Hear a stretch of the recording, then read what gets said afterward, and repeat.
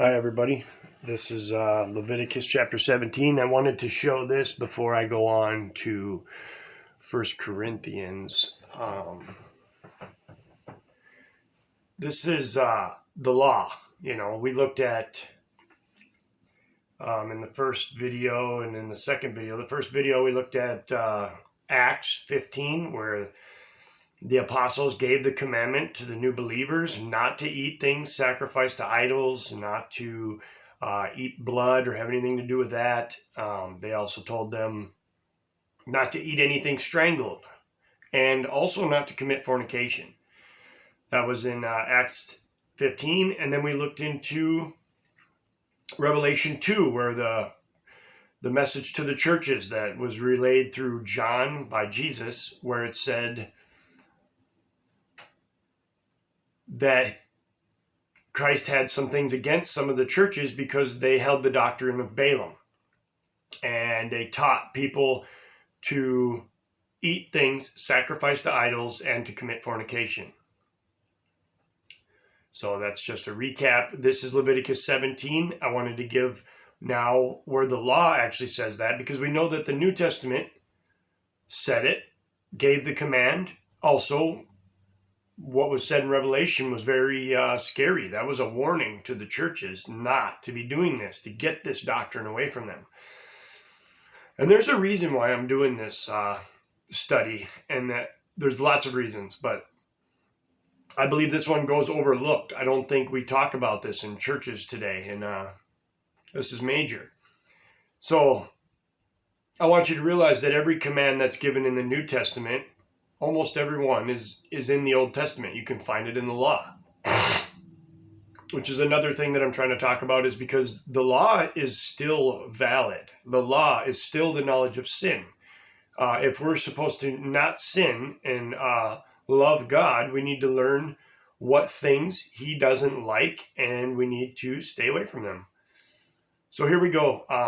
I hope that you continue to watch these videos, because coming up next will be in 1 Corinthians. And 1 Corinthians is one that people will go to, 1 Corinthians 8 and 10, and they will go to these, and basically it looks like Paul says that it's okay to eat food sacrificed to idols. But let me show you that through these last videos that I've made, 1, 2, and then this will be video 3, it is forbidden to eat food sacrificed to idols. So we're going to get into 1 Corinthians, and we're just going to read what Paul said and see if we can kind of break it down. So I wanted to point out this Leviticus chapter 17 in the law, and here I will read it. So here we go. It says here, "And the Lord spake unto Moses, saying, Speak unto Aaron and unto his sons and unto all the children of Israel, and say to them, This is the thing which the Lord hath commanded, saying, What man soever there be of the house of Israel that killeth an ox or lamb or goat in the camp, or that killeth it out of the camp, and bringeth it not unto the door of the tabernacle of the congregation to offer an offering unto the Lord before the tabernacle of the Lord, blood shall be imputed unto that man. He hath shed blood, and that man shall be cut off from among his people. To the end that the children of Israel may bring their sacrifices which they offer in the open field, even that they may bring them unto the Lord, unto the door of the tabernacle of the congregation, unto the priest, and offer them for peace offerings unto the Lord. And the priest shall sprinkle the blood upon the altar of the Lord at the door of the tabernacle of the congregation, and burn the fat for a sweet savor unto the Lord. They shall no more offer their sacrifices unto devils." So that's pretty powerful. "After whom they have gone a whoring. This shall be a statute forever unto them throughout their generations." So that is a powerful verse. No more offer their sacrifices unto devils after whom they have gone a whoring. This shall be a statute forever. Forever. Forever doesn't end. Forever continues. So then it says, "And thou shalt say unto them, Whatsoever man there be of the house of Israel or of the strangers which sojourn among you, that offereth a burnt offering or sacrifice, and bringeth it not unto the door of the tabernacle of the congregation to offer it unto the Lord, even that man shall be cut off from among his people.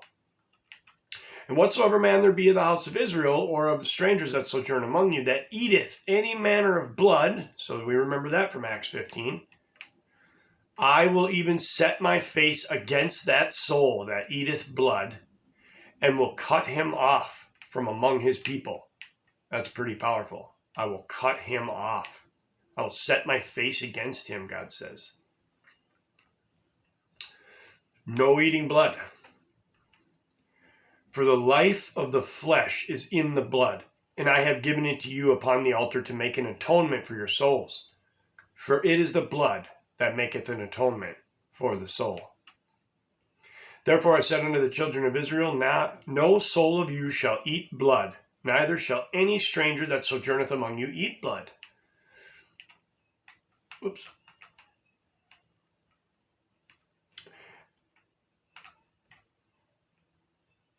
Okay.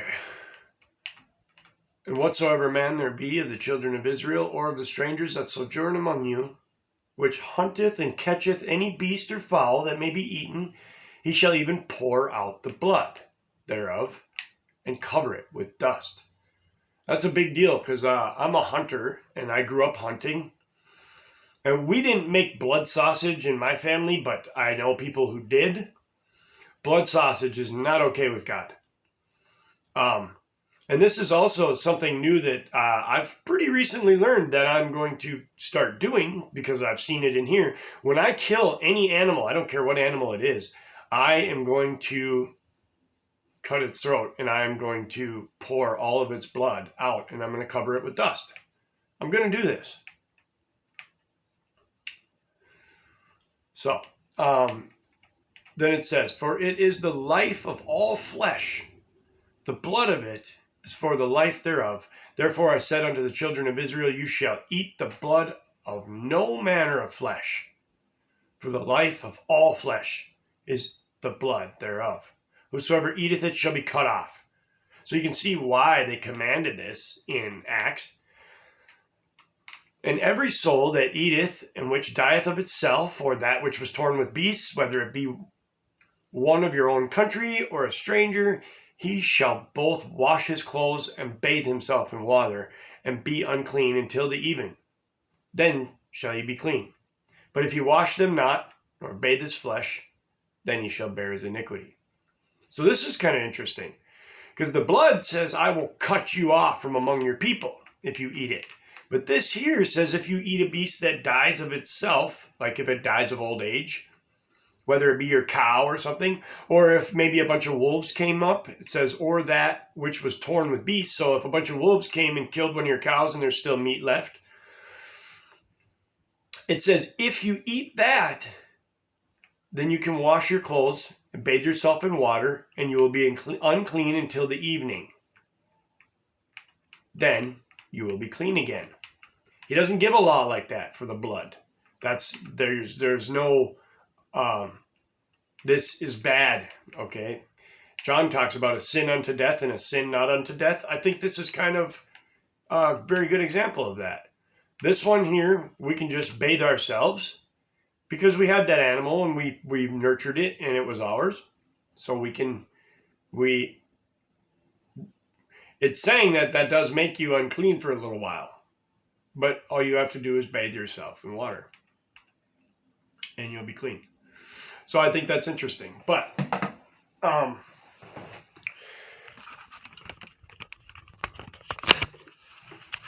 want to talk about these things a little bit because there's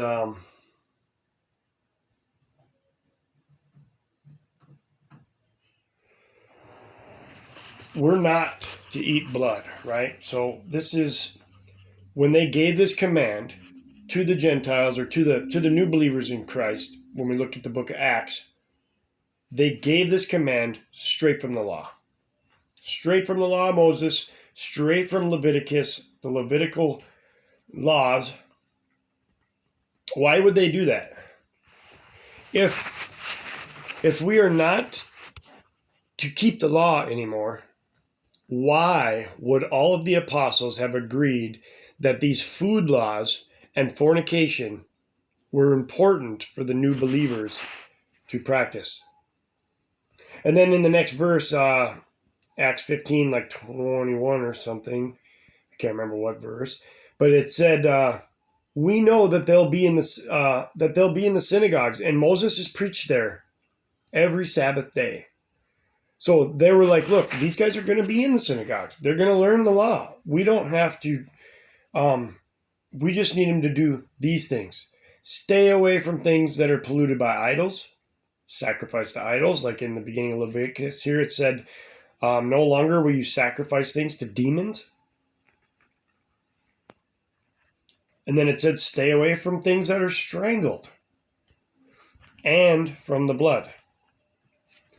I heard something the other day, a friend of mine, we got to talking about this, and he believed that, and I shouldn't laugh, he believed that the fornication was the fornication with animals because it was talking about not eating things sacrificed and all that. So he related the fornication part to only fornicating with animals, and that's not what it meant. That's not what the Bible's saying.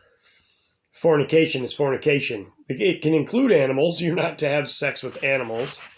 But you're also, we are not to fornicate at all. We're supposed to live godly lives, have godly relationships, and then enter into a sanctified, godly marriage if we are going to be involving ourselves in romance.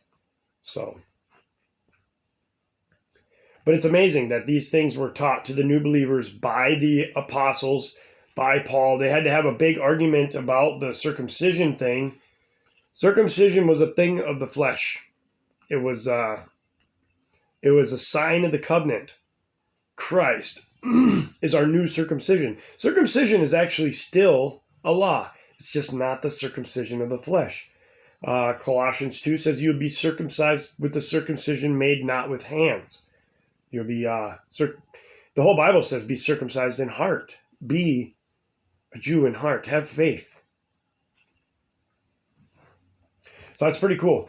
I'm going to get into 1 Corinthians chapter 8 next. I want to show you how Paul's writings, they can be very difficult for people that but until we've really studied the Bible a lot and we learn the true doctrine, Paul's writings will seem to say something that they're not saying at all, because we know that Paul was involved in making this command that they do not eat food sacrificed to idols. So Paul's not going to say don't eat food sacrificed to an idol and then come and tell you that it's okay to do it. He's not going to do that. That Paul doesn't contradict himself like that. So that's my next video is 1 Corinthians 8. Lord bless you and keep you and make his face shine upon you and be gracious to you and give you understanding in these things. I know that a lot of what I preach is very difficult for most people who call themselves Christians in today's day, because most people are being taught that laws don't matter, that you can break whatever part of the law you want, that we shouldn't even research it, we shouldn't even read it, we should stay away from it. They say that trying to keep God's law is condemns you. All these things. That's false. That stuff is false, false, false. I used to believe that too. And for me, it all began with the Sabbath. I was like, I'm not keeping some Sunday Sabbath. That is a commandment of men. If I'm going to keep a Sabbath, why wouldn't I just keep the one that God gave, that he created? God literally sanctified one day and he made it holy for everybody. Why wouldn't I keep that one? So I started doing that, and next thing I know, my whole doctrine changed, my whole outlook changed, and my faith has deepened. So, I love you. God bless you. Bye for now.